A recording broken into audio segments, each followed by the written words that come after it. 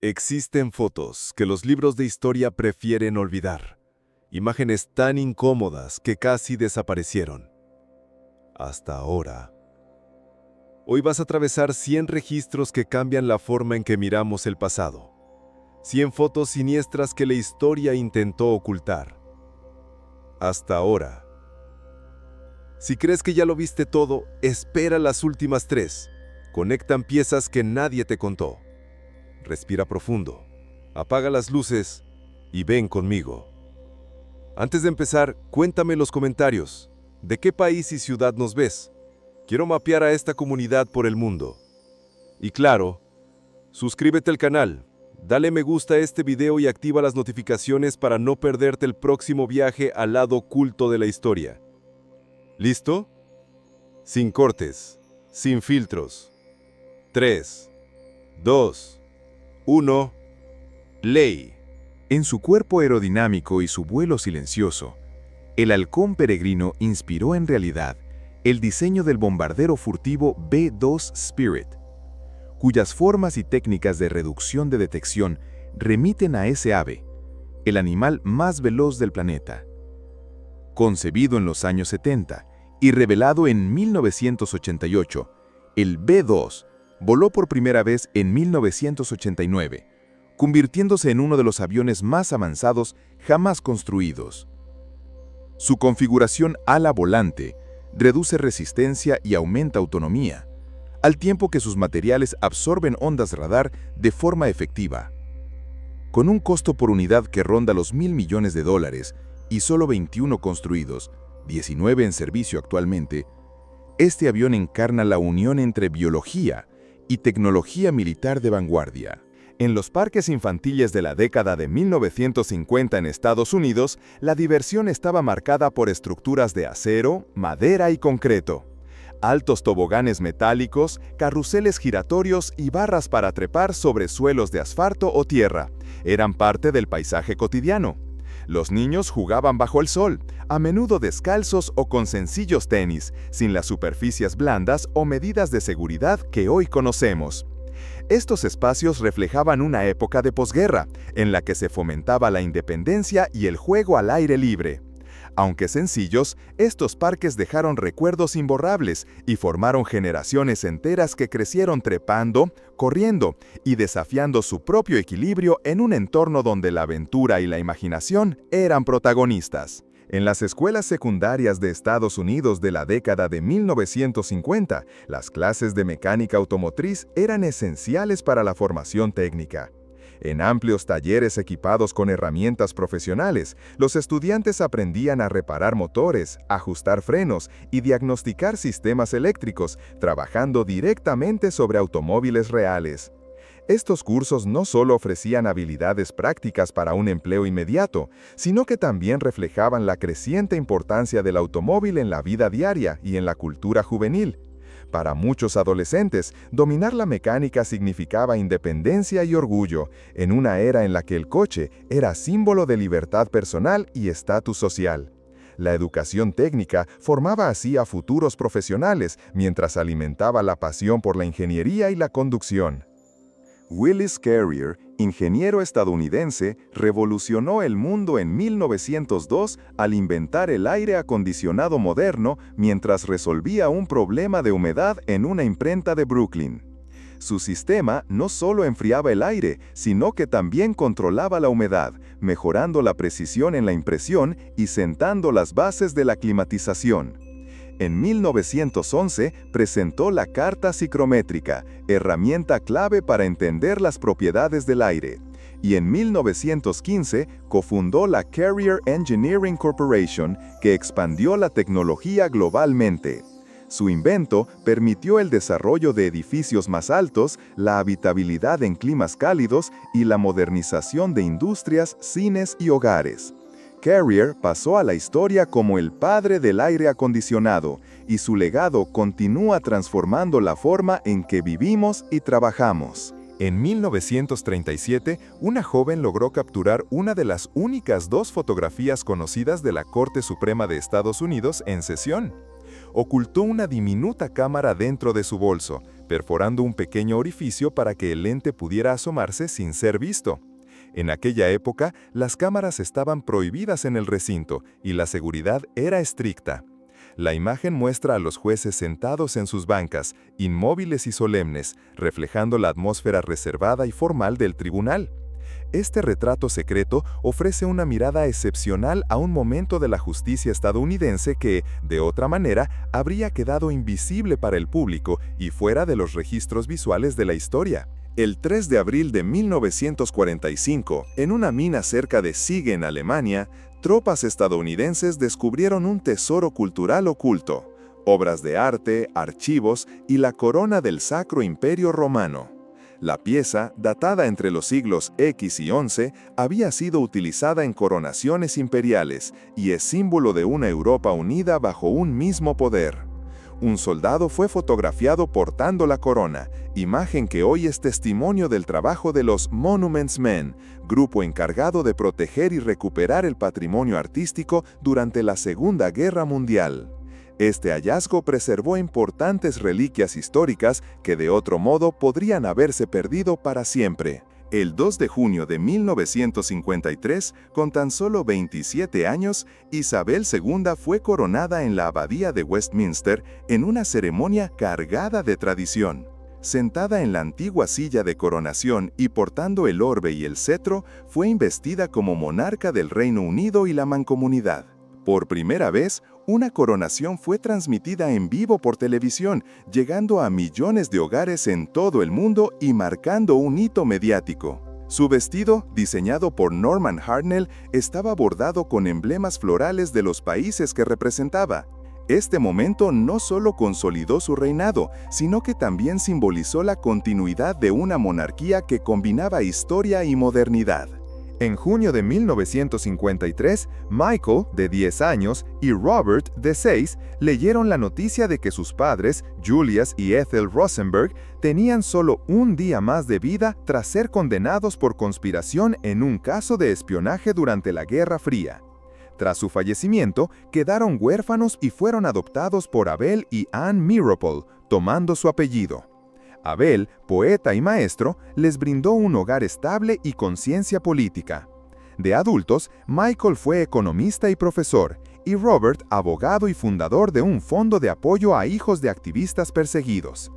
Ambos dedicaron su vida a investigar el caso de sus padres, defendiendo que Ethel fue condenada con pruebas insuficientes y buscando preservar su memoria. En 1977, el comediante británico Marty Feldman posó junto a la actriz Anne Margaret. Feldman, recordado por su papel de Igor en Young Frankenstein 1974, tenía una mirada muy particular, producto de una condición tiroidea conocida como enfermedad de Graves. En lugar de ocultarlo, lo convirtió en su sello personal, aprovechando su expresividad para generar humor. Su inconfundible aspecto, sumado a su talento para la comedia física y el absurdo, le permitió conquistar cine y televisión en ambos lados del Atlántico. Esta fotografía captura a un artista que supo transformar una característica única en una marca de identidad, dejando una huella inconfundible en la cultura popular. En una mina del sur de Arizona se encontró un hallazgo asombroso, un escorpión convertido completamente en cobre. Este fenómeno se produjo mediante un proceso llamado pseudomorfosis, en el que los minerales reemplazan lentamente la materia orgánica, conservando la forma original del organismo. El resultado es una réplica metálica con detalles minuciosos de su exoesqueleto, como si el tiempo lo hubiera esculpido. Este tipo de preservación mineral es raro y ofrece a los científicos pistas sobre las condiciones geológicas del lugar.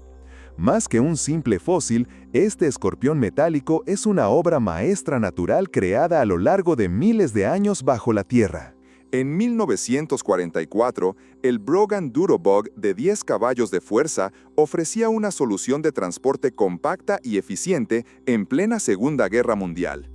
Este pequeño vehículo de 3 ruedas podía alcanzar 72 km por hora y recorrer hasta 112 kilómetros con un solo galón de combustible.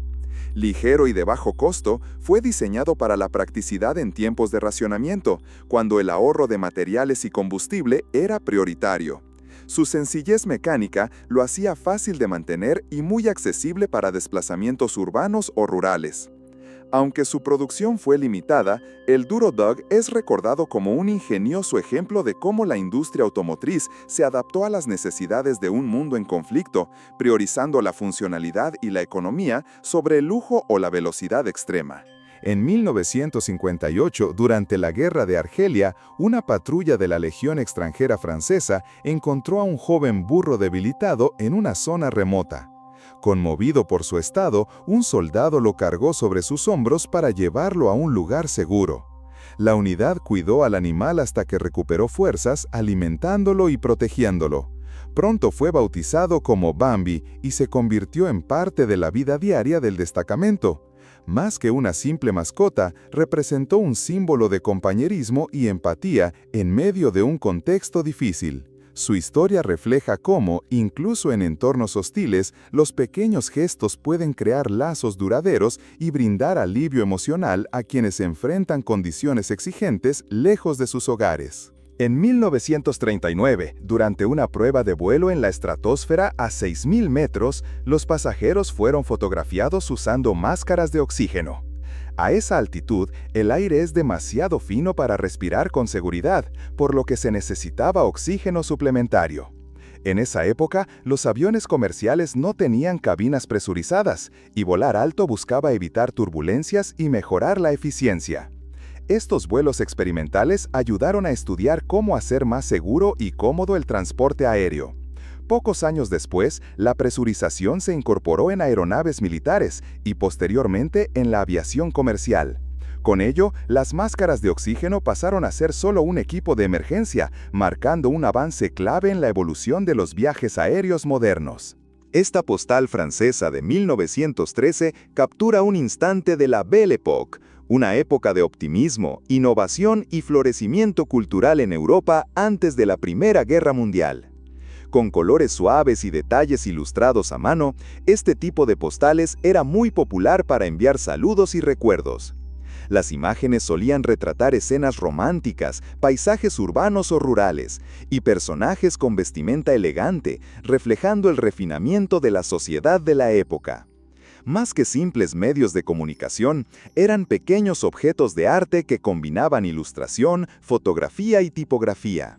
Hoy, estas postales ofrecen una ventana visual al pasado, mostrando la estética y el espíritu de una era que pronto cambiaría de forma dramática. En 1937, una joven logró capturar una de las únicas 2 fotografías conocidas de la Corte Suprema de Estados Unidos en sesión. Ocultó una diminuta cámara dentro de su bolso, perforando un pequeño orificio para que el lente pudiera asomarse sin ser visto. En aquella época, las cámaras estaban prohibidas en el recinto y la seguridad era estricta. La imagen muestra a los jueces sentados en sus bancas, inmóviles y solemnes, reflejando la atmósfera reservada y formal del tribunal. Este retrato secreto ofrece una mirada excepcional a un momento de la justicia estadounidense que, de otra manera, habría quedado invisible para el público y fuera de los registros visuales de la historia. Hace unos 6.000 años, el Sahara no era un mar de arena, sino una vasta región verde con lagos, ríos y praderas. Conocido como el Sahara Verde, albergaba una gran diversidad de fauna, incluyendo hipopótamos, elefantes y jirafas, y comunidades humanas que pescaban, cazaban y cultivaban. Este cambio drástico de paisaje se debió a variaciones en la órbita terrestre que alteraron los patrones de monzones, reduciendo las lluvias. La desertificación fue gradual, obligando a las poblaciones a migrar hacia zonas más fértiles como el Nilo. Las pinturas rupestres halladas en cuevas y rocas del desierto son testimonio de aquel pasado fértil, ofreciendo pistas únicas sobre un ecosistema perdido en el tiempo. El 2 de junio de 1953, con tan solo 27 años, Isabel II fue coronada en la Abadía de Westminster en una ceremonia cargada de tradición. Sentada en la antigua silla de coronación y portando el orbe y el cetro, fue investida como monarca del Reino Unido y la Mancomunidad. Por primera vez, una coronación fue transmitida en vivo por televisión, llegando a millones de hogares en todo el mundo y marcando un hito mediático. Su vestido, diseñado por Norman Hartnell, estaba bordado con emblemas florales de los países que representaba. Este momento no solo consolidó su reinado, sino que también simbolizó la continuidad de una monarquía que combinaba historia y modernidad. En junio de 1953, Michael, de 10 años, y Robert, de 6, leyeron la noticia de que sus padres, Julius y Ethel Rosenberg, tenían solo un día más de vida tras ser condenados por conspiración en un caso de espionaje durante la Guerra Fría. Tras su fallecimiento, quedaron huérfanos y fueron adoptados por Abel y Anne Meeropol, tomando su apellido. Abel, poeta y maestro, les brindó un hogar estable y conciencia política. De adultos, Michael fue economista y profesor, y Robert, abogado y fundador de un fondo de apoyo a hijos de activistas perseguidos. Ambos dedicaron su vida a investigar el caso de sus padres, defendiendo que Ethel fue condenada con pruebas insuficientes y buscando preservar su memoria. En 1977, el comediante británico Marty Feldman posó junto a la actriz Anne Margaret. Feldman, recordado por su papel de Igor en Young Frankenstein 1974, tenía una mirada muy particular, producto de una condición tiroidea conocida como enfermedad de Graves.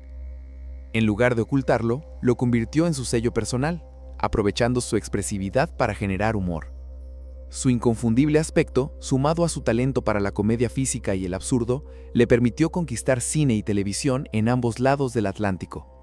Esta fotografía captura a un artista que supo transformar una característica única en una marca de identidad, dejando una huella inconfundible en la cultura popular. En una mina del sur de Arizona se encontró un hallazgo asombroso, un escorpión convertido completamente en cobre. Este fenómeno se produjo mediante un proceso llamado pseudomorfosis, en el que los minerales reemplazan lentamente la materia orgánica, conservando la forma original del organismo.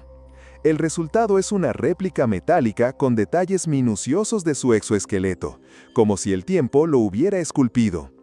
Este tipo de preservación mineral es raro y ofrece a los científicos pistas sobre las condiciones geológicas del lugar. Más que un simple fósil, este escorpión metálico es una obra maestra natural creada a lo largo de miles de años bajo la Tierra. A inicios del siglo XIX, el gobierno de Estados Unidos ofreció una recompensa de $500 por la captura del famoso pirata Jean Lafitte, quien dirigía un próspero imperio de contrabando en la bahía de Barataria, Luisiana.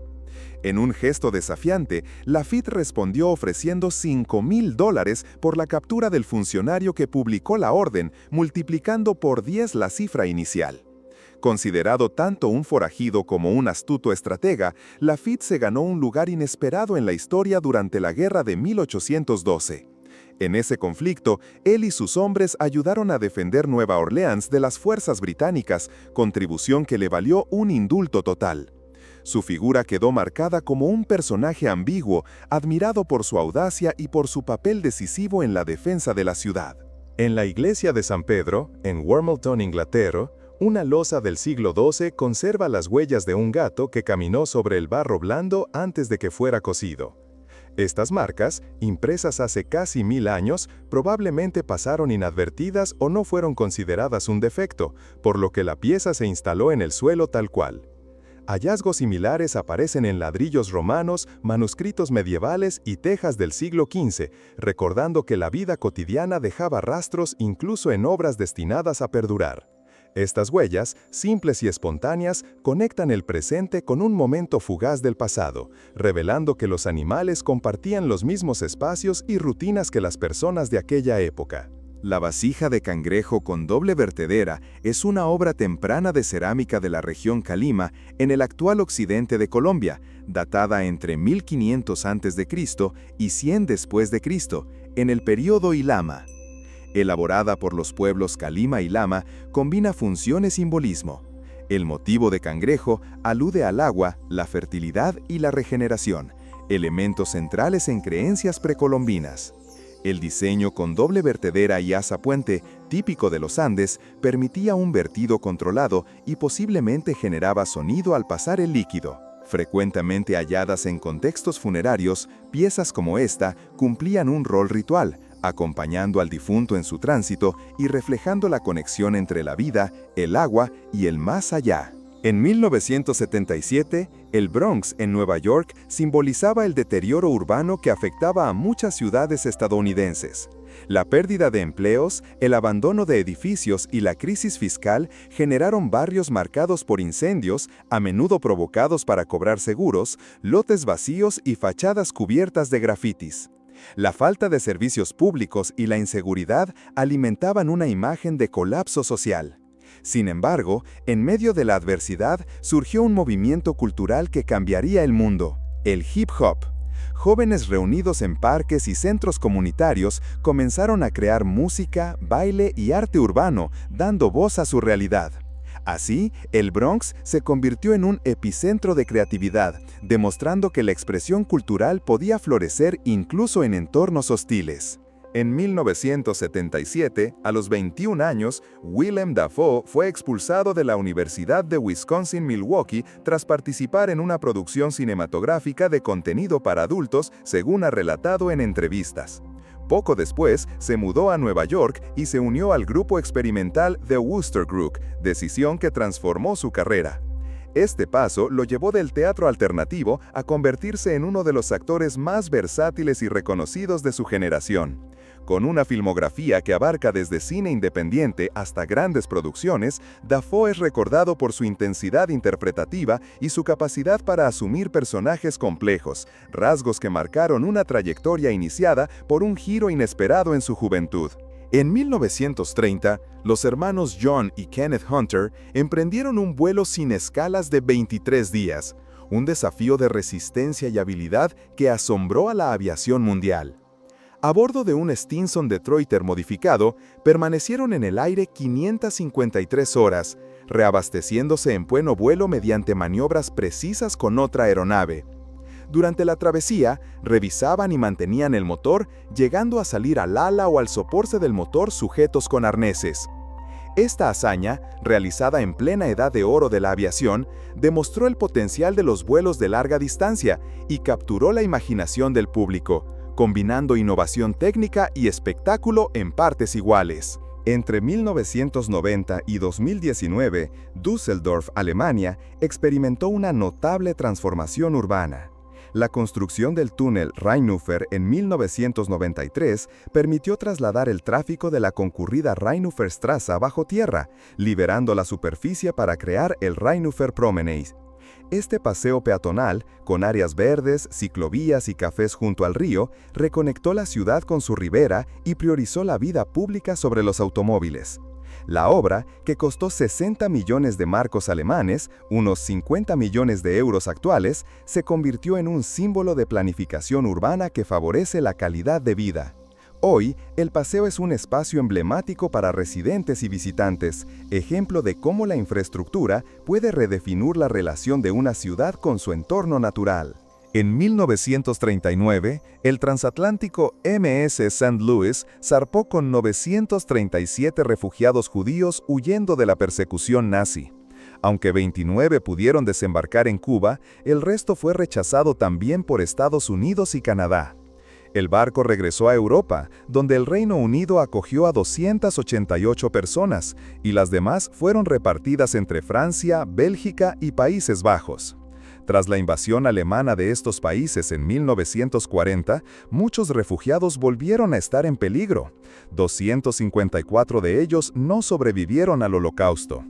Esta historia es un recordatorio de las difíciles decisiones y barreras que enfrentaron quienes buscaban refugio durante uno de los periodos más oscuros del siglo XX.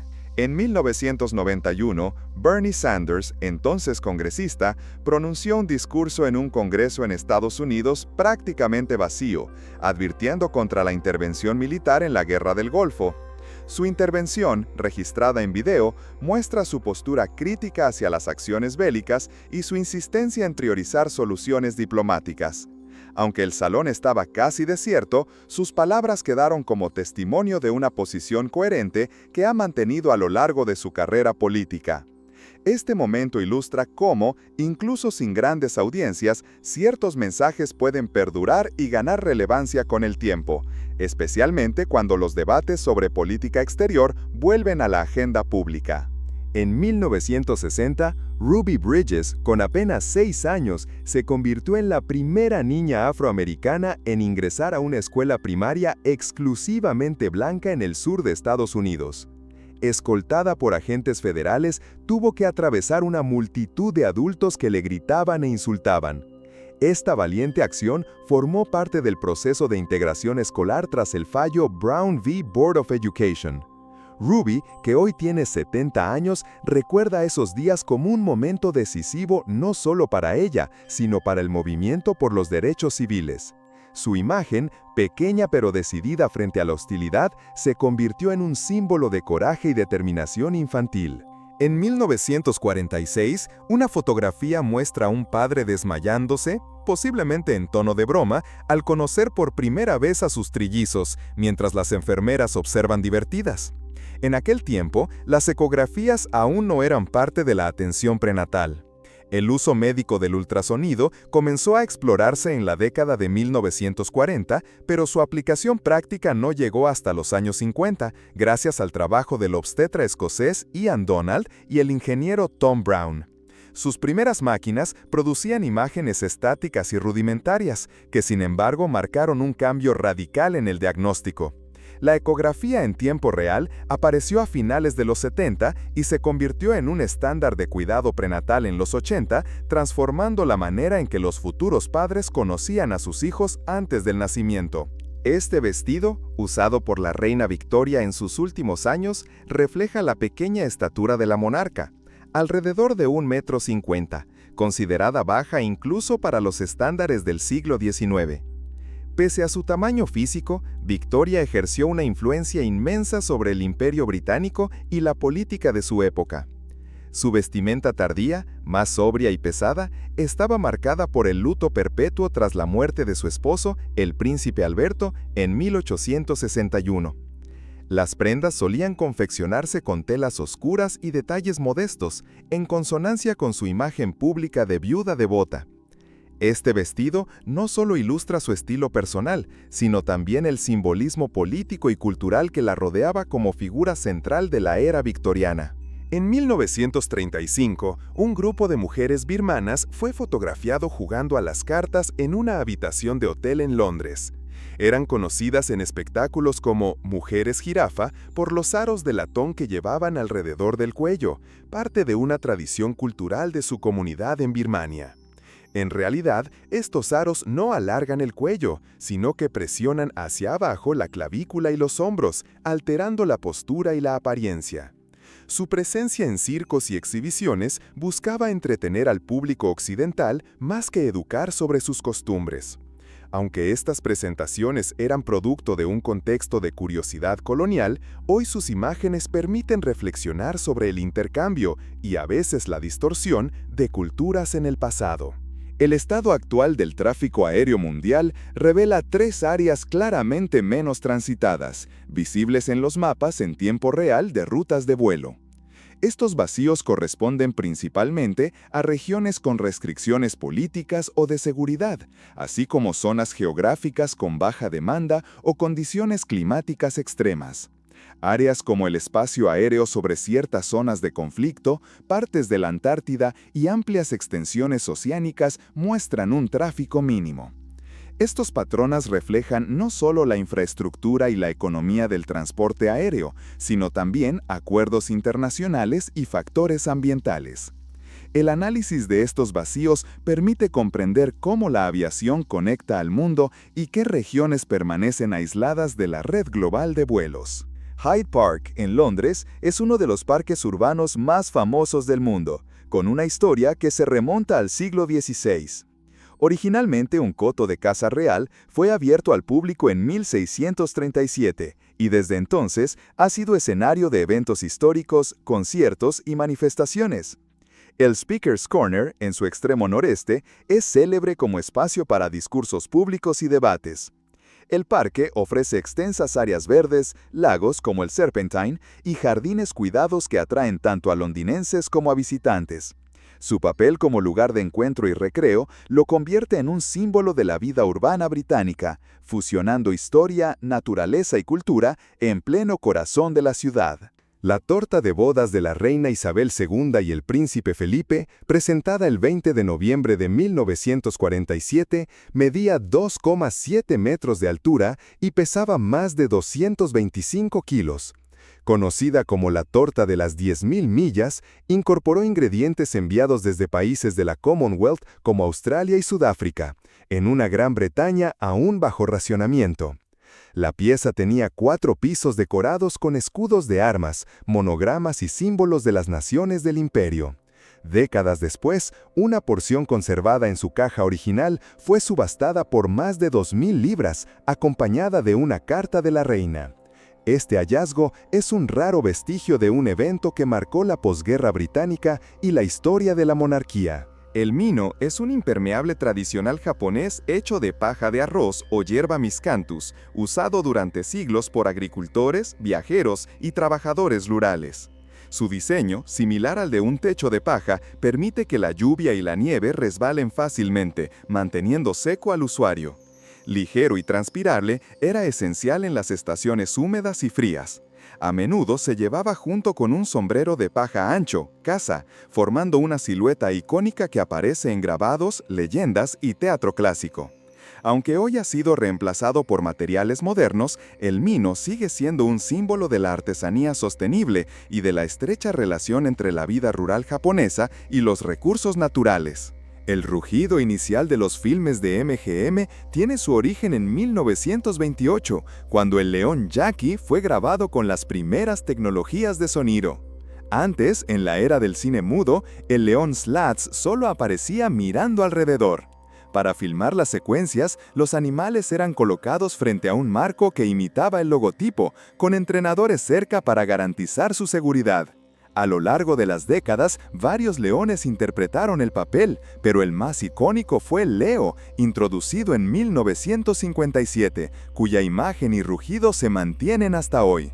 Las filmaciones se realizaron en entornos controlados, con cuidado profesional, y se convirtieron en un símbolo perdurable del glamour de Hollywood.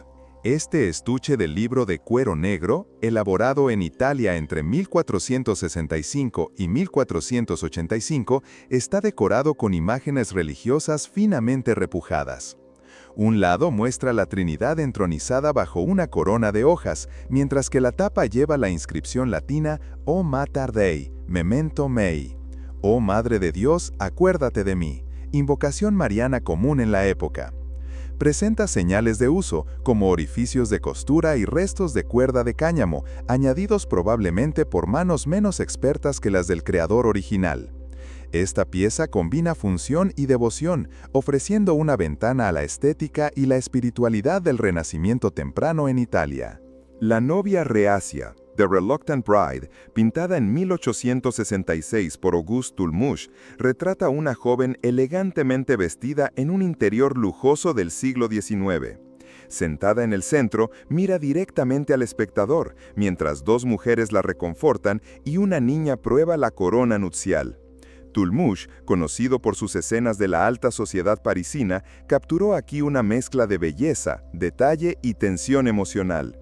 La composición y el uso de la luz resaltan la opulencia del entorno y la expresividad del rostro de la protagonista, dejando al observador imaginar la historia detrás de su aparente reticencia en un día que, tradicionalmente, simboliza alegría y celebración. Hacia 1899, la célebre tiradora Annie Oakley realizaba un truco impresionante: disparar por encima del hombro usando solo un pequeño espejo para apuntar.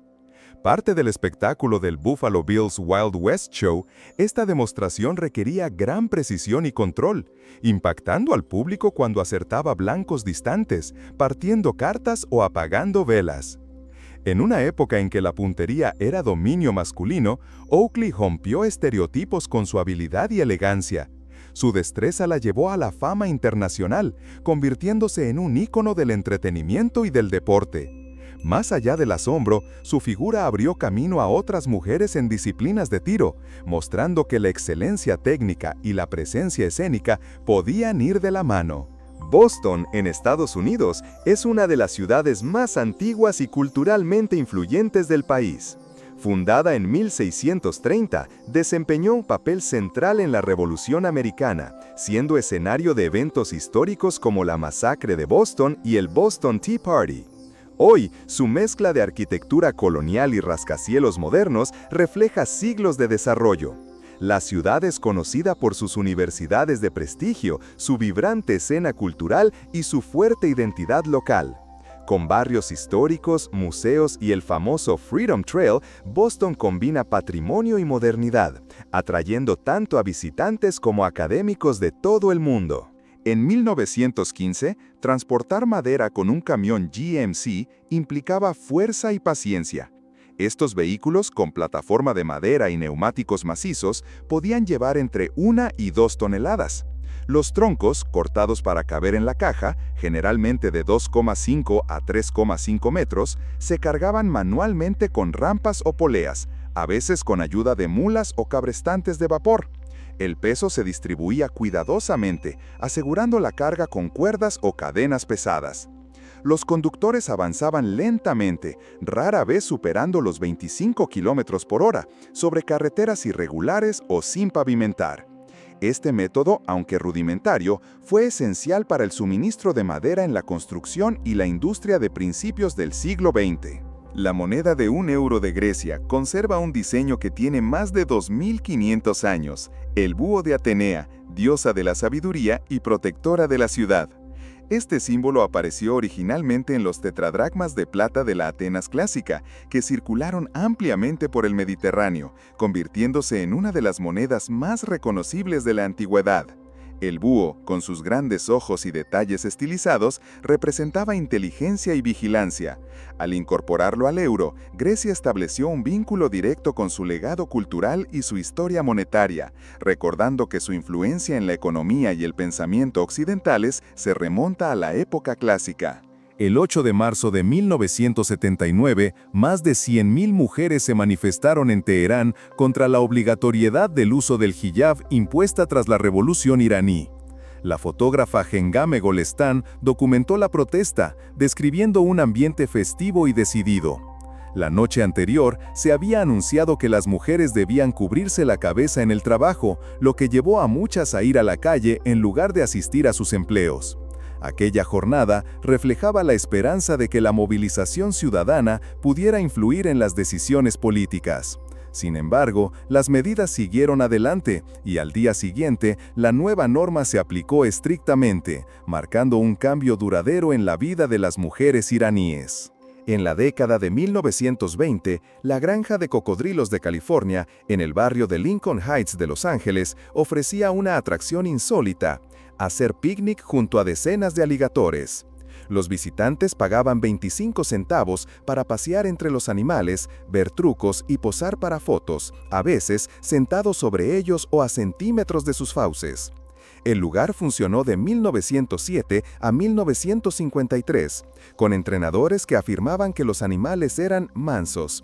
Sin embargo, circulaban historias de incidentes, aunque pocos se reportaban. El cierre llegó por cambios en la conciencia sobre el bienestar animal y el crecimiento urbano, trasladándose brevemente a Buena Park antes de desaparecer. Roma, capital de Italia y de la región del Lacio, es una ciudad donde la historia y la modernidad conviven en cada rincón. Fundada hace más de 2700 años, fue el corazón del Imperio Romano y cuna de monumentos como el Coliseo, el Foro Romano y el Panteón. También es sede de la Ciudad del Vaticano, centro espiritual del catolicismo. Sus plazas, fuentes y calles empedradas narran siglos de arte, política y cultura. Hoy, Roma combina su legado monumental con una vibrante vida urbana, gastronomía reconocida y un atractivo turístico que la convierte en uno de los destinos más visitados del mundo. En 1908, el botánico británico Ernest Henry Wilson fotografió en Sichuan, China, a porteadores transportando pesadas cargas de té comprimido hacia el Tíbet. Un hombre llevaba 144 kilogramos y otro 135 kilogramos, avanzando solo unos 10 kilómetros diarios por caminos montañosos y peligrosos. Este arduo trabajo formaba parte de una antigua red comercial que conectaba las zonas productoras con mercados lejanos. Los fardos, sujetos con cuerdas o varas, requerían gran resistencia física y semanas de viaje. El té, valioso en la economía china, era transportado así durante siglos. Wilson, además de recolectar plantas para jardines occidentales, documentó escenas que hoy son un testimonio único de la vida rural en la China de principios del siglo XX. La moda de playa de 1954 presentaba trajes de baño de una pieza con corpiños estructurados, frunces y cortes de pierna modestos.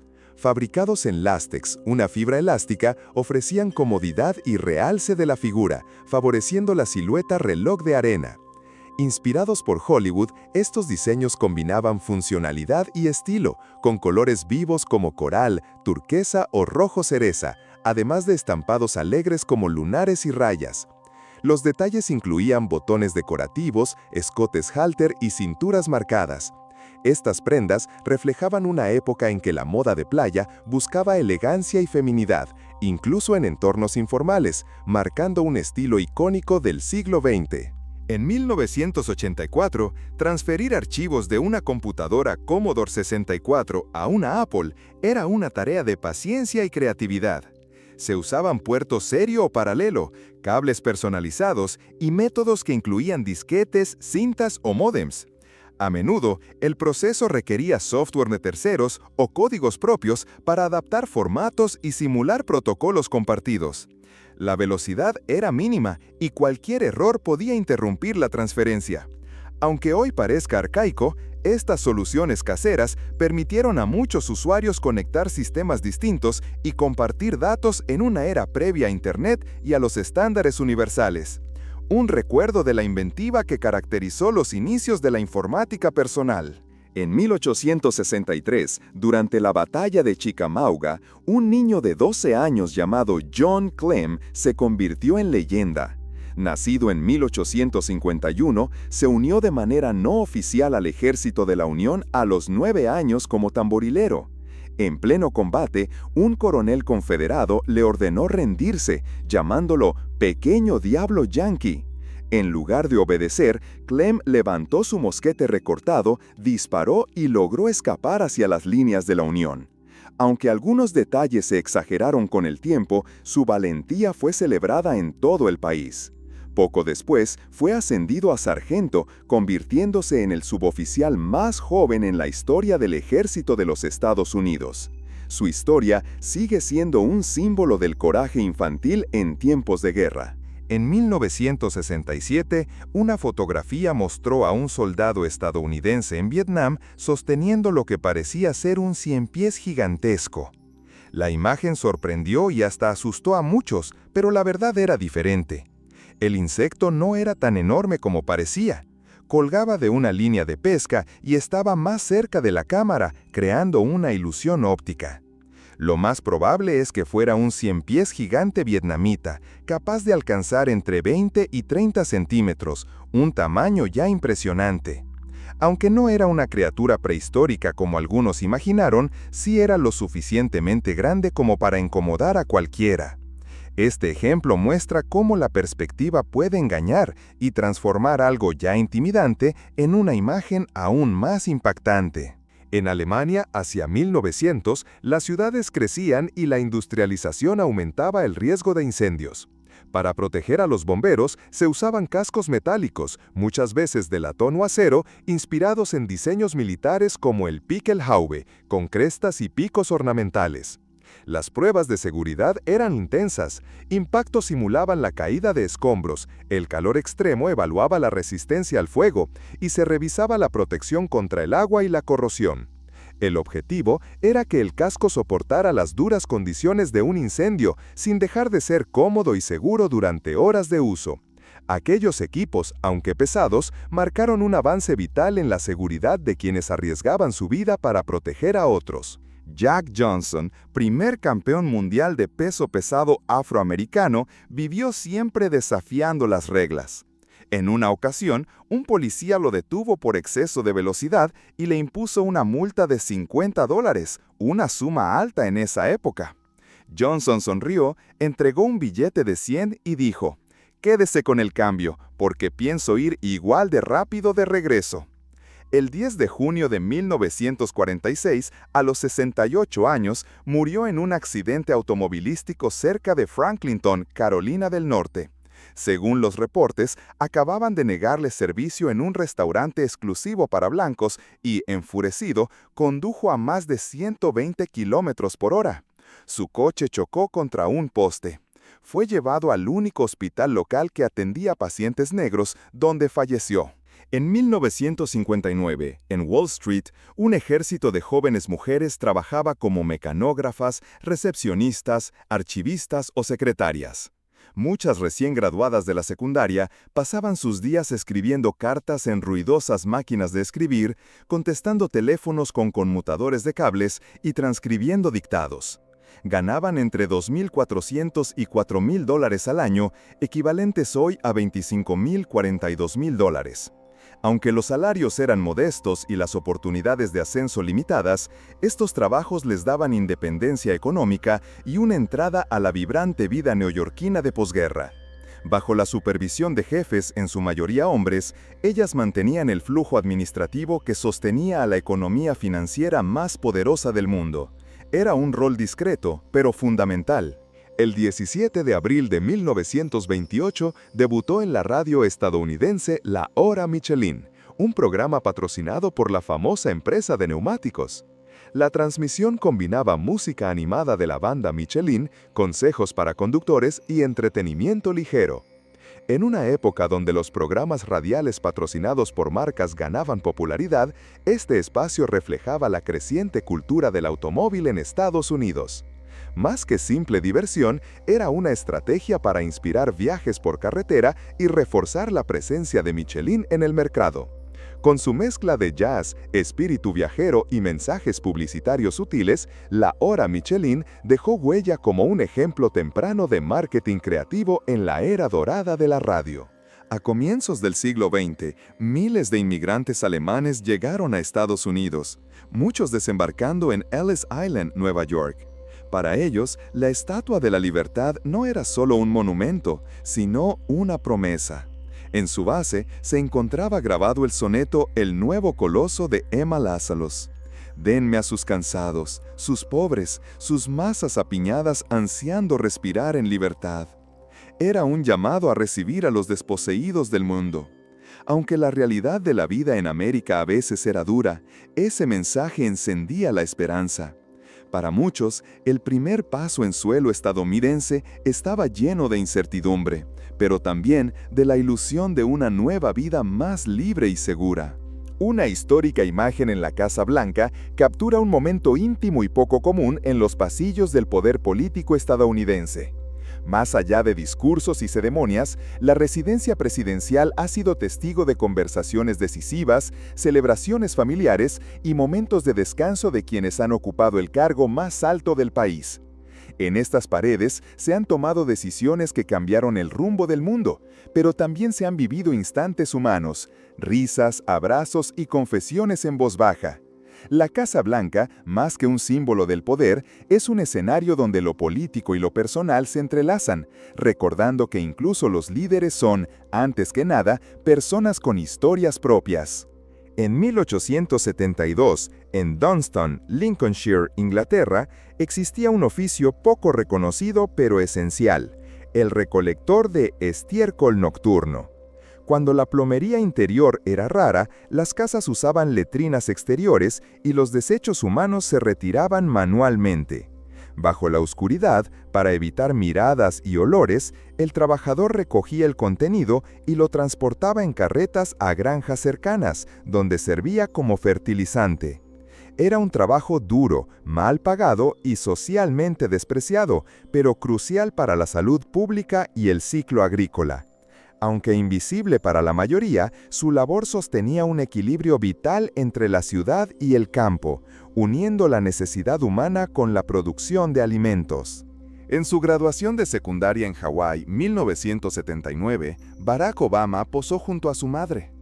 Años después, recordó a su padre, a quien solo vio un mes en toda su vida, cuando tenía 10 años. Fue él quien le dio su primer balón de básquetbol y lo llevó a su primer concierto de jazz, sembrando pasiones que lo acompañarían siempre. «Creo que su ausencia me hizo querer ser un buen padre», dijo Obama.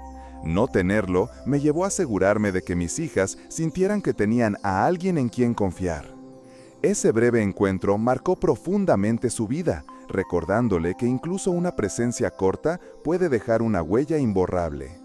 En la década de 1940, en plena Segunda Guerra Mundial, mujeres de la USO patinaban por las calles de Nueva York con un mensaje claro: «Haz tu parte, patina al trabajo». Promovían el racionamiento de gasolina, un recurso vital para el esfuerzo bélico. En esa época, el precio promedio de la gasolina en Estados Unidos oscilaba entre 18 y 27 centavos por galón y se mantenía estable gracias a estrictos controles gubernamentales. Estas mujeres, con sonrisas y energía, no solo representaban un gesto patriótico, sino también un ejemplo de cómo pequeños cambios cotidianos podían marcar la diferencia en tiempos de crisis.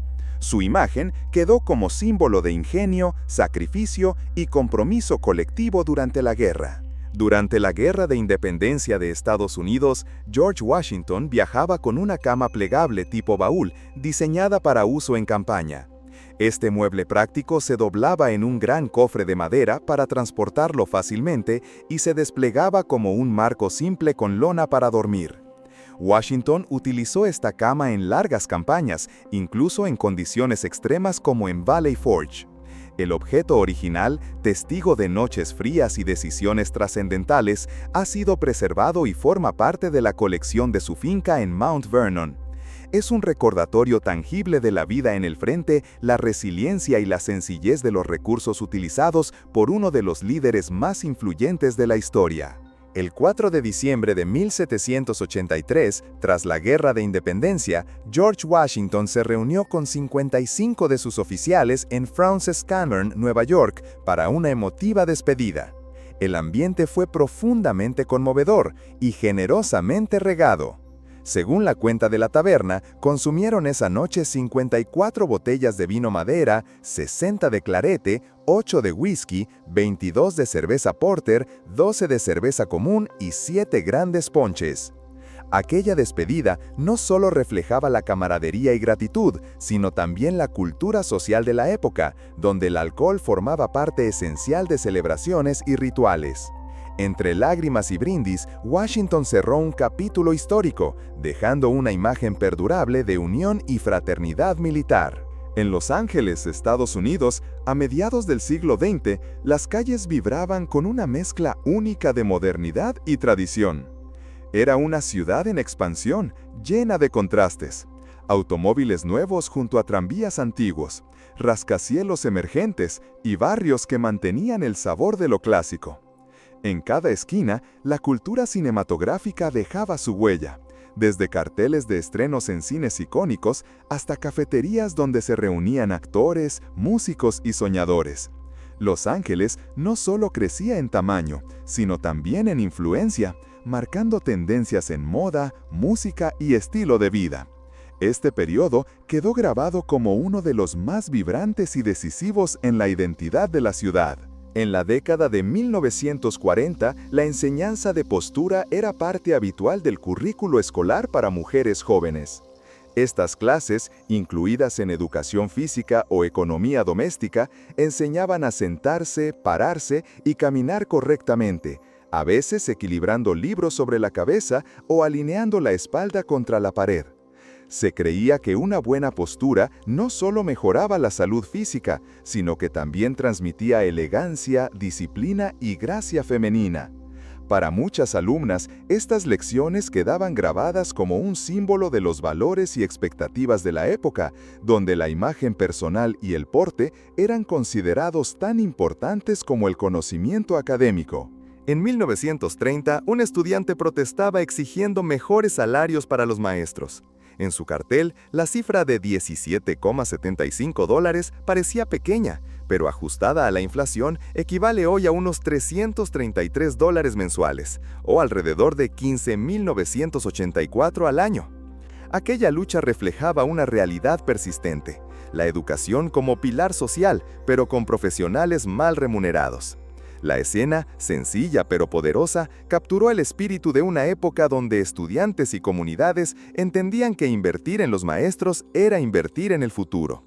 El mensaje sigue vigente, recordando que la dignidad laboral en la educación ha sido un desafío histórico que aún busca solución. En una fotografía de los años 1920 en Filipinas, un hombre estadounidense sostiene a su esposa filipina y sus hijos para un retrato familiar.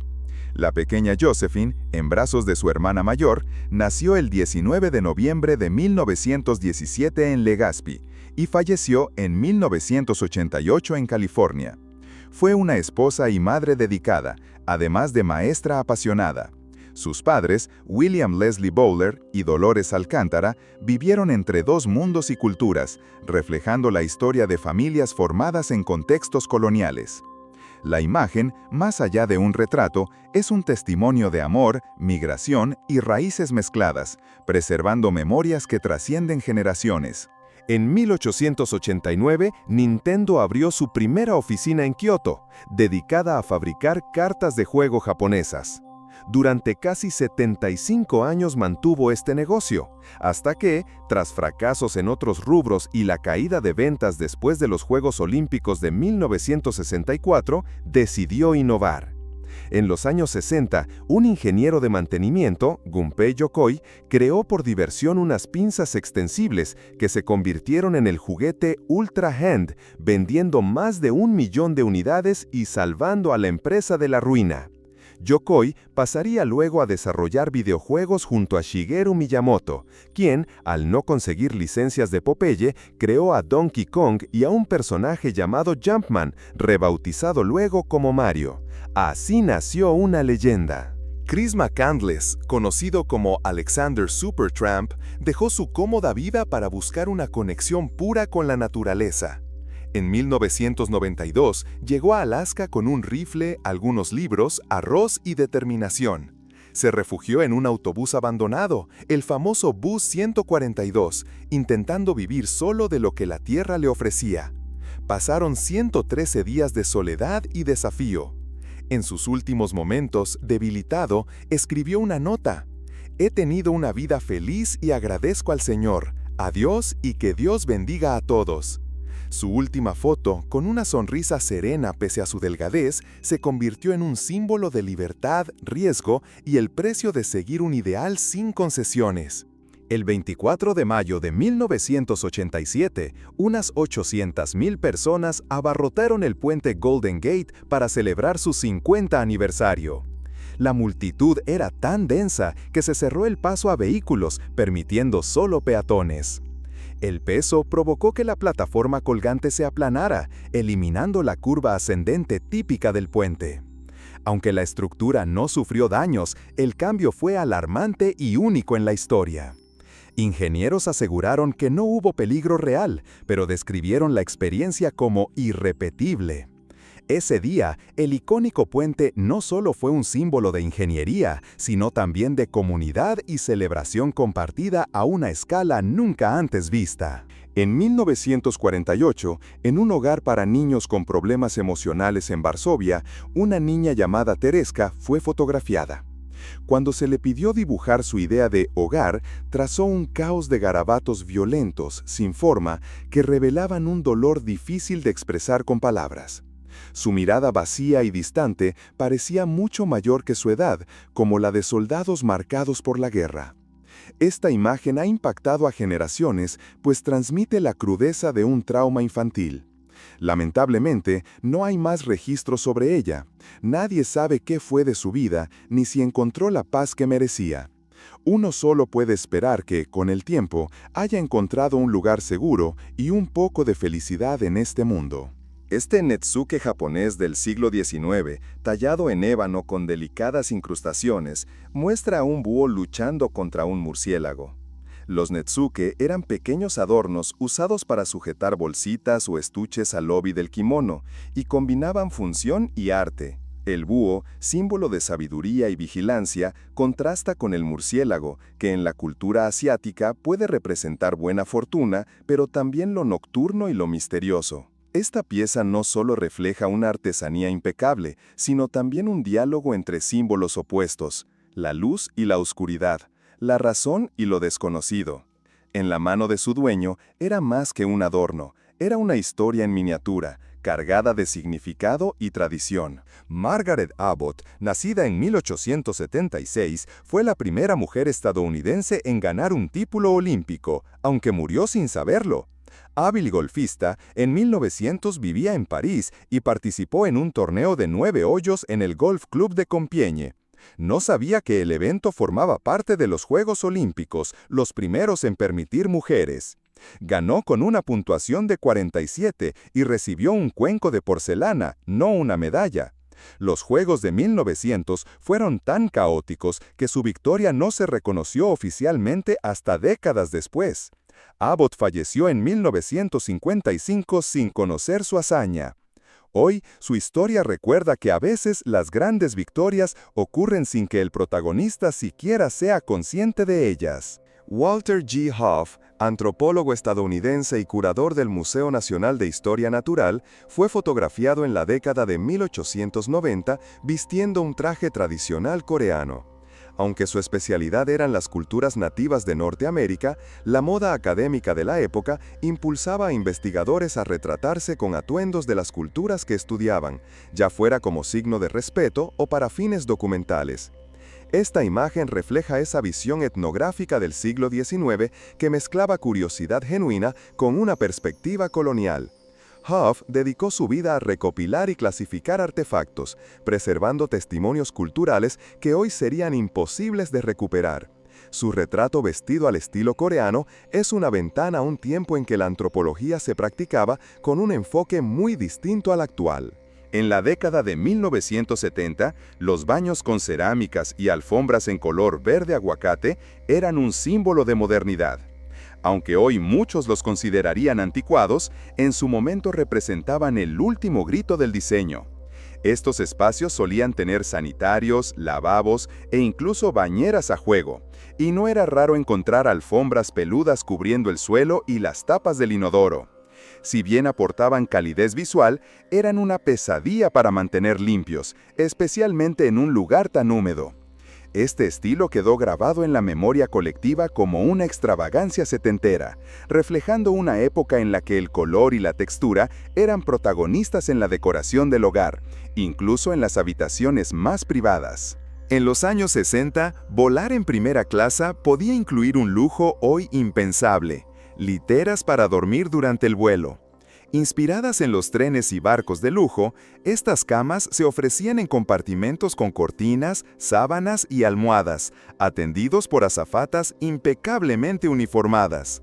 Las aerolíneas buscaban ofrecer una experiencia glamorosa y espaciosa, muy distinta a la de los aviones actuales. Este servicio exclusivo desapareció por el aumento de costos y la necesidad de añadir más asientos. En su época, un boleto con cama costaba entre $500 y $900, lo que hoy equivaldría a unos $5,000 o $10,000. Fue parte de la llamada Edad de Oro de la aviación, donde volar era tan elegante como viajar en un crucero. En enero de 1939, cerca del depósito de residuos de Sunnyside, en Herrin, Illinois, se levantaba una vivienda improvisada hecha de retazos de madera, metal y otros materiales. Durante la Gran Depresión, muchas asociaciones de préstamo quebraron, lo que llevó a la demolición masiva de casas cuyos materiales se revendían. El resultado fue un grave problema de hacinamiento y alquileres elevados. Muchas familias no encontraban viviendas en alquiler y se veían obligadas a vivir en tiendas de campaña o chabolas en los márgenes del pueblo. Esta escena es un recordatorio visual de la desesperación de la época, cuando la creatividad y la resistencia eran necesarias para sobrevivir, incluso si significaba construir un hogar con las obras de otros. Nona Gaprindashvili, nacida en 1941 en Sugdidi, Georgia, se convirtió en campeona mundial femenina de ajedrez en 1962, título que defendió hasta 1978. Fue la primera mujer en obtener el título de Gran Maestra Internacional, un reconocimiento antes reservado solo a hombres. Con un estilo de juego audaz y seguro, compitió contra grandes maestros masculinos y rompió barreras de género en el ajedrez. En 2021, demandó a Netflix por una línea en Gambito de Dama que afirmaba falsamente que nunca había enfrentado a hombres. El caso terminó con un acuerdo, reforzando su legado como pionera y símbolo de igualdad en el deporte. Su historia inspira a generaciones de mujeres a desafiar los límites impuestos. El Palazzo Braschi, construido en el siglo XV, pasó de ser una residencia papal a convertirse, en 1934, en el corazón del gobierno de Benito Mussolini. Estratégicamente ubicado junto a la Piazza Venezia, el palacio servía tanto como centro administrativo como escenario de poder. Desde su imponente balcón, Mussolini pronunciaba discursos diseñados para impresionar y controlar a las multitudes. El edificio, con su arquitectura grandiosa y teatral, proyectaba autoridad y dominación. No era solo un lugar de trabajo, sino una herramienta política y simbólica. Hoy, el Palazzo Braschi es un museo, pero su historia sigue recordando el uso de la arquitectura como instrumento de propaganda y control social. En la década de 1960, la minifalda irrumpió en la moda como símbolo de juventud y libertad. Popularizada por la diseñadora Mary Quant, quien se inspiró en las jóvenes londinenses que acortaban sus faldas, rápidamente se convirtió en un fenómeno global. En esta fotografía, un grupo de monjas observa con sonrisas a una mujer vistiendo una minifalda, desafiando las normas de la época. Lejos de mostrar desaprobación, sus gestos transmiten curiosidad e incluso simpatía. La escena captura un momento de cambio cultural, cuando la ropa se convirtió en una declaración de identidad y las barreras generacionales comenzaron a desdibujarse, mostrando que la moda podía unir tanto como provocar. Este textil, con una figura de gato tejida, proviene del Perú precolombino y fue creado entre los años 900 y 1430 de nuestra era.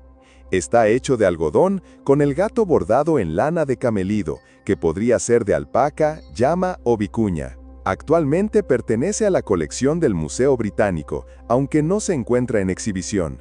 Esta pieza no solo es un ejemplo del alto nivel técnico de los artesanos de la época, sino que también refleja la importancia simbólica que los felinos tenían en las culturas andinas, asociándose con la protección, la fuerza y el mundo espiritual. Una reliquia del pasado. Si sabes, sabes. Es uno de esos objetos que, para quienes lo reconocen, evoca recuerdos y una conexión instantánea con otra época. Quizá fue parte de tu infancia o lo viste en casa de tus abuelos. Su diseño, su material y hasta su olor son capaces de transportar a quienes lo conocieron a un tiempo donde las cosas eran más simples y la vida tenía otro ritmo. Para muchos, más que un objeto, es un pedazo de memoria. En 1957, Dorothy Counts, con solo 15 años, se convirtió en una de las primeras estudiantes negras en asistir a la hasta entonces exclusiva escuela blanca Harding High en Carolina del Norte. El primer día fue recibida por una multitud hostil que le gritaba, escupía y lanzaba piedras. Tras 4 días de acoso constante, sus padres decidieron retirarla por su seguridad. Dorothy terminó sus estudios en Filadelfia y, décadas después, la escuela reconoció su valentía, otorgándole un diploma honorario y nombrando su biblioteca en su honor. Hoy, a sus 83 años, sigue siendo un símbolo de resiliencia. Walter G. Hoff, antropólogo estadounidense y curador del Museo Nacional de Historia Natural, fue fotografiado en la década de 1890 vistiendo un traje tradicional coreano. Aunque su especialidad eran las culturas nativas de Norteamérica, la moda académica de la época impulsaba a investigadores a retratarse con atuendos de las culturas que estudiaban, ya fuera como signo de respeto o para fines documentales. Esta imagen refleja esa visión etnográfica del siglo XIX que mezclaba curiosidad genuina con una perspectiva colonial. Huff dedicó su vida a recopilar y clasificar artefactos, preservando testimonios culturales que hoy serían imposibles de recuperar. Su retrato vestido al estilo coreano es una ventana a un tiempo en que la antropología se practicaba con un enfoque muy distinto al actual. Una escena capturada en Princeton, Estados Unidos, que guarda la estética y el ambiente de un tiempo pasado. Cada detalle, desde la arquitectura hasta la vestimenta, nos transporta a una época en la que la vida parecía moverse a otro ritmo. Una rara fotografía de un padre y su hijo divirtiéndose en la década de 1910. En una época en la que las fotos familiares solían ser formales y rígidas, esta imagen rompe con el molde, mostrando un momento de complicidad y alegría genuina. Es un recordatorio de que, incluso hace más de un siglo, las risas y el cariño familiar siempre han sido universales. Vesna Vulović, azafata serbia, tiene el récord Guinness por sobrevivir a la caída más alta sin paracaídas, desde 10.160 metros. El 26 de enero de 1972, su avión explotó en pleno vuelo sobre la actual República Checa. Todos a bordo murieron, excepto ella, que fue encontrada entre restos del fuselaje en una ladera nevada. Sufrió fracturas graves y quedó temporalmente paralizada, pero, tras meses de recuperación, volvió a caminar. Su historia es un testimonio impresionante de resistencia y destino. El artista australiano Norman Lindsay aparece aquí junto a su esposa y musa, Rose Soddy, en una fotografía tomada alrededor de 1909. Conocido por su arte provocador y su amor por la mitología, Lindsay encontraba en Rose no solo inspiración como modelo, sino también una colaboradora creativa. Esta imagen captura un momento clave de la efervescente escena bohemia australiana de principios del siglo XX. Un minero del carbón pasa un momento con su familia en Virginia Occidental, 1938. Entre las curiosidades de la imagen, hay papas en el techo, una estructura improvisada como portón, un niño con una pipa, y todos sorprendentemente limpios para las condiciones de vida. Una foto que mezcla dureza y ternura, reflejando la vida en las comunidades mineras. Mary Smith, una famosa knocker-upper del East End de Londres, utilizaba un soplador de guisantes para lanzar guisantes congelados a las ventanas de sus clientes y despertarlos. Por 6 peniques a la semana, garantizaba que los trabajadores llegaran a tiempo. Este oficio, común en el Reino Unido antes de la popularización del despertador, es hoy un recuerdo curioso de cómo la necesidad y la creatividad moldeaban la vida cotidiana. En Shanhaiguan, en la provincia de Hebei, China, la Gran Muralla llega hasta el mar. Este punto se llama Laolongtou, que significa cabeza de dragón viejo, porque la muralla parece un dragón que hunde su cabeza en el agua del mar de Bohai. Construido durante la dinastía Ming, este lugar no era solo un espectáculo visual, sino también una defensa costera estratégica contra invasiones. Sus torres vigilaban el horizonte marino y terrestre, protegiendo el imperio de amenazas externas. Caminar por este tramo es sentir la unión de dos infinitos, el océano y la muralla milenaria. Hoy sigue siendo un símbolo del ingenio humano y un recordatorio de la historia que une piedra y mar. El 18 de febrero de 1943, Sophie Scholl fue arrestada. Esta joven estudiante alemana formaba parte del movimiento de resistencia Rosa Blanca durante la Segunda Guerra Mundial. Junto a su hermano Hans y otros amigos de la Universidad de Múnich, distribuyó folletos que llamaban a la resistencia pacífica contra el régimen nazi. Sophie sabía que su vida corría peligro, pero creía que el silencio era complicidad.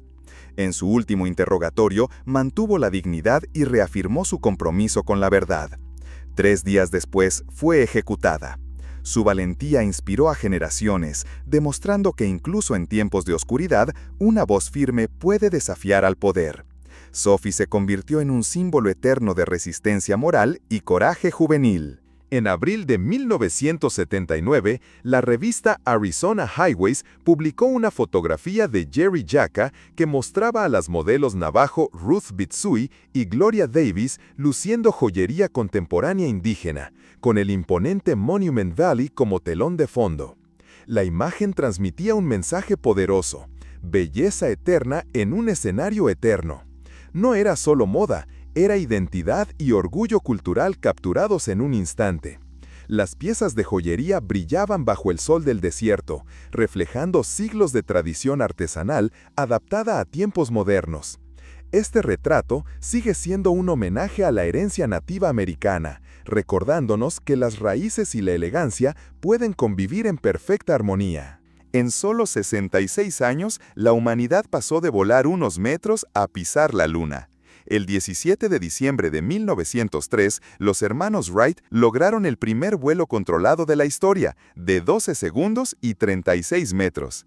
Desde ahí, la aviación evolucionó rápidamente. Aviones de combate en la Primera Guerra Mundial, vuelos comerciales en los años 30 y jets en la Segunda Guerra Mundial. En 1957, la Unión Soviética lanzó el Sputnik, iniciando la carrera espacial. 12 años después, el 20 de julio de 1969, el Apolo 11 llevó a Neil Armstrong y Buzz Aldrin a la superficie lunar.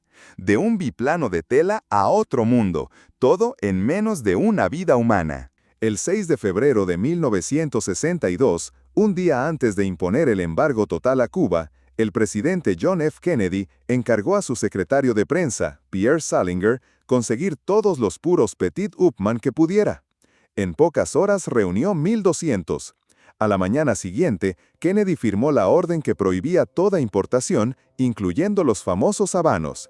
Así aseguró su reserva personal antes de cortar el comercio con la isla. Esta anécdota revela el lado humano y algo irónico de la política, donde incluso un presidente que imponía sanciones no estaba dispuesto a renunciar a su placer favorito. En la década de 1960, Ann Donham, madre de Barack Obama, trabajó como antropóloga en Indonesia, estudiando comunidades rurales y oficios tradicionales. Investigó cómo herreros y tejedores mantenían sus oficios mediante habilidades, adaptabilidad y redes informales de crédito. Colaboró con organizaciones como USAID y la Fundación Ford diseñando programas de microfinanzas que ayudaban al desarrollo económico local. Su enfoque siempre fue humano, priorizando la dignidad y autonomía de las personas. Obtuvo un doctorado en antropología en la Universidad de Hawái y su legado académico sigue siendo un ejemplo de compromiso social. En agosto de 1958, durante la segunda crisis del estrecho de Taiwán, el fotógrafo John Dominis capturó a 2 buzos de élite taiwaneses en la isla de Quemoy. Equipados con relojes Submariner tempranos, formaban parte de un equipo de demolición submarina listo para actuar en un momento de alta tensión. China intentaba tomar las islas de Kinmen y Matsu, mientras Estados Unidos apoyaba a Taiwán con tecnología y armamento. Tras semanas de ataques, Pekín detuvo las operaciones. Esta crisis consolidó la alianza entre Taiwán y EEU, marcando un capítulo clave en la Guerra Fría Asiática. En 1929, el fotógrafo Frank M. Hohenberger tomó en Brown County, Indiana, una imagen que tituló Hogar sin madre. Hohenberger, nacido en 1876, dejó la imprenta para dedicarse a retratar la vida rural del sur de Indiana. Desde 1917 capturó paisajes, arquitectura y retratos que hoy son un archivo invaluable de costumbres y rostros de la época.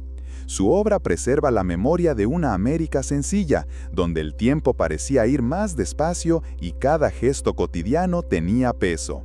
Hogar sin madre refleja la ausencia, pero también la resiliencia de quienes siguieron adelante. A inicios del siglo XIX, durante la Revolución Haitiana, soldados polacos enviados por Napoleón para sofocar la rebelión decidieron cambiar de bando. Al ver la lucha de los haitianos por su libertad, reconocieron en ella su propio deseo de independencia. Estos soldados, conocidos como los Hermanos Blancos, lucharon junto a los revolucionarios y, tras la independencia de Haití en 1804, recibieron la ciudadanía. Se establecieron en lugares como Casale, donde sus descendientes aún viven. Es una historia única de solidaridad entre pueblos oprimidos que cruzó océanos y culturas. Irena Sendler, enfermera y trabajadora social polaca, salvó a unos 2.500 niños judíos del gueto de Varsovia durante la Segunda Guerra Mundial. Usando permisos especiales, los sacaba escondidos en cajas de herramientas, sacos y ambulancias. Les daba nuevas identidades y guardaba sus verdaderos nombres en frascos enterrados, esperando reunirlos con sus familias. Fue capturada y torturada, pero nunca reveló información.